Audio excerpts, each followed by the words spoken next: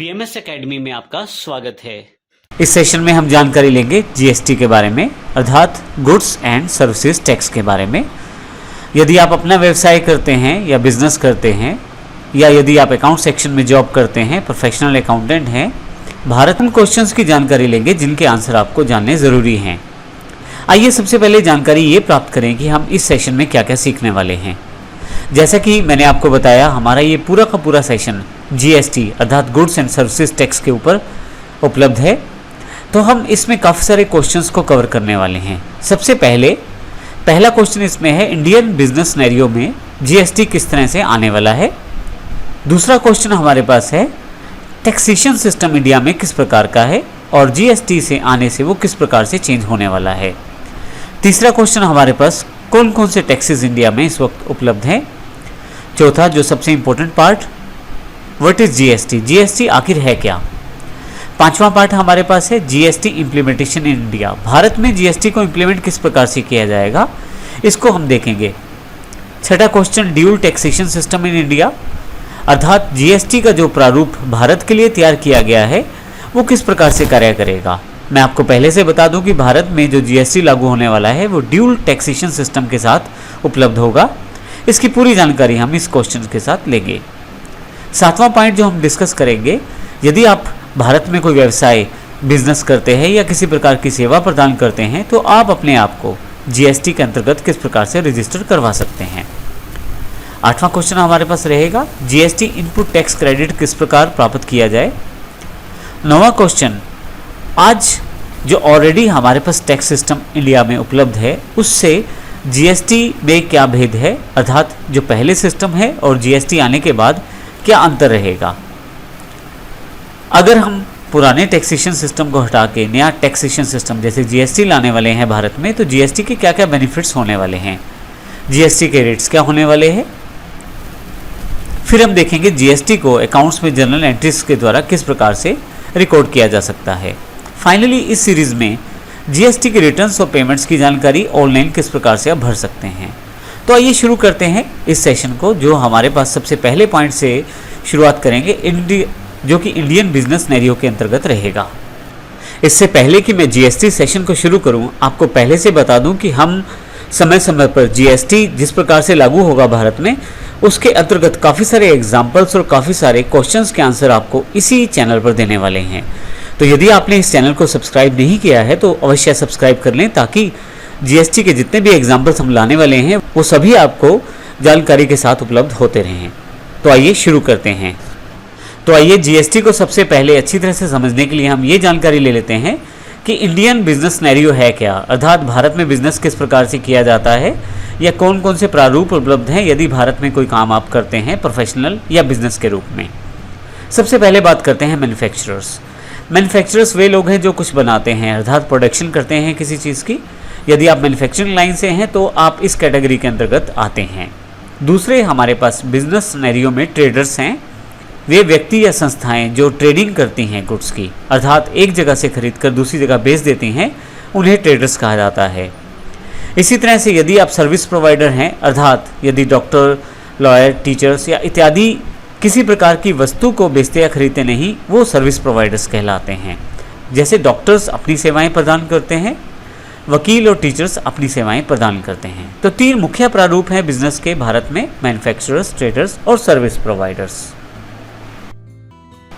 अब भारत में यदि आप किसी भी बिजनेस सिनेरियो से जुड़े हैं, चाहे आप मैन्युफैक्चरर हैं, चाहे आप ट्रेडर्स हैं या आप सर्विस प्रोवाइडर हैं, आप किसी भी सेगमेंट से हों, आपको टैक्स देना पड़ता है। भारत में टैक्स सेंट्रल गवर्नमेंट और स्टेट गवर्नमेंट दोनों के द्वारा प्राप्त किया जाता है। अर्थात आप चाहे मैन्युफैक्चरिंग करते हैं, किसी गुड्स की प्रोडक्शन करते हैं, या आप ट्रेडिंग करते हैं, अर्थात माल को खरीदते या बेचते हैं, या आप किसी प्रकार की सेवाएं प्रदान करते हैं, तो सेंट्रल गवर्नमेंट के कुछ टैक्सेस आप पे रहते हैं और स्टेट गवर्नमेंट के कुछ टैक्सेस आप पे रहते हैं। आइए देखते हैं किस प्रकार से टैक्सेस आपके ऊपर लगते हैं। सभी इंडियन बिजनेस सिनेरियो की बात की जाए तो 15 से ज़्यादा टैक्स भारत में केंद्र सरकार और राज्य सरकार अर्थात सेंट्रल और स्टेट गवर्नमेंट के द्वारा लगाए जाते हैं। सबसे पहले बात करते हैं सेंट्रल गवर्नमेंट के द्वारा लगाए जाने वाले टैक्सेस की। Custom duties, central excise, service tax, surcharge इत्यादि सेंट्रल गवर्नमेंट के द्वारा कलेक्ट किए जाते हैं। इसी तरह से स्टेट गवर्नमेंट के जो टैक्सेस हैं, वैट अर्थात वैल्यू एडिड टैक्स, ऑक्ट्राई या स्टेट एक्साइज, CST अर्थात सेंट्रल सेल्स टैक्स, और भी अलग अलग तरह के टैक्सेस स्टेट गवर्नमेंट के द्वारा बिजनेस पे लगाए जाते हैं। जैसा मैंने पहले बताया कि भारत में 15 से ज़्यादा टैक्सेस सेंट्रल या स्टेट गवर्नमेंट के द्वारा लगाए जाते हैं। तो यहाँ हम पूरी तरह से समझेंगे कि टैक्सेस किस प्रकार से लगाए जाते हैं। भारत में टैक्सेस जो हैं वो आपके अपने राज्य और दूसरे राज्य के व्यापार पे भी निर्भर करते हैं। जैसे हम इसको इस उदाहरण से समझेंगे, यदि आप मैन्युफैक्चरर हैं, ट्रेडर हैं या सर्विस प्रोवाइडर हैं, और यदि आप अपनी सेवाएं, अपनी मैन्युफैक्चरिंग या अपनी जो ट्रेडिंग रखते हैं वो अपनी ही स्टेट के अंदर रखते हैं। हम उदाहरण हरियाणा और पंजाब का लेते हैं। मान लीजिए मैं मैन्युफैक्चरर हूँ या ट्रेडर हूँ या सर्विस प्रोवाइडर हूँ और हरियाणा से ही संबंधित हूँ, तो कुछ भी मैं हरियाणा में ही डीलिंग करता हूँ तो इंट्रा स्टेट डीलिंग कहलाती है। उस पर जो टैक्सेस रहते हैं वो मुख्यतः स्टेट गवर्नमेंट के द्वारा प्राप्त किए जाते हैं। परंतु जैसे ही आप किसी दूसरी स्टेट में अपनी सेवाएं प्रदान करते हैं या अपनी गुड्स को बेचते हैं तो वो इंटर स्टेट डीलिंग्स कहलाती हैं। जैसे कि आप यदि कोई गुड्स बनाते हैं या डीलिंग या आप ट्रेडिंग करते हैं या आप सर्विस प्रोवाइड करते हैं हरियाणा से दूसरी स्टेट, उदाहरण के लिए पंजाब में, तो ये इसे इंटर स्टेट डीलिंग कहा जाएगा।